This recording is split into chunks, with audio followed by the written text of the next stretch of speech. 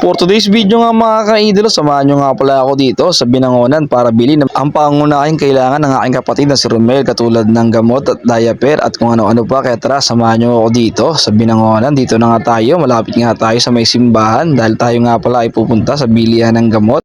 Sa ating nga palang paglalakad ay nadaanan ulit natin si nanay at tinabigyan ng barya. Hindi na nga natin binidyo, baka sabihin ng iba ay pakitang tao lang dahil sa camera. Maya nga lang nandito na nga tayo sa South Drugstore mga ka-idolo. Dito nga pala tayo bibili dahil medyo mura ang bilihin dito at moving password na. Kabili na nga tayo, tayo sa palengke. Dito nga pala tayo sa bilihan ng beach walk at siyempre napakabilis ang pangyayari. Moving forward, puro moving forward na lang. Bumili nga pala tayo dito ng adult diaper large scale. Napakasulit kasi nito, napakatagal at hindi kagad na pupuno at iwas rashes pa sa aking kapatid na si Romel. Kaya tatlo agad yung ating binili nito at siyempre bibili rin tayo ng wipe. Yan ang ating gagamitin sa paglilinis sa kanyang pagdumi o kaya sa kanyang pag-ii. Maya nga lang pala mga ka-idolo, nakita natin yung ating kababaryo na taga-amihanan na botas dito nga sa bilihan sa grocery. At syempre sabi ni ate kailangan daw masama sa vlog, kaya ate siya sinundan dito sa bilihan. Ating kinalabit pa at napakaway pa nga siya dyan.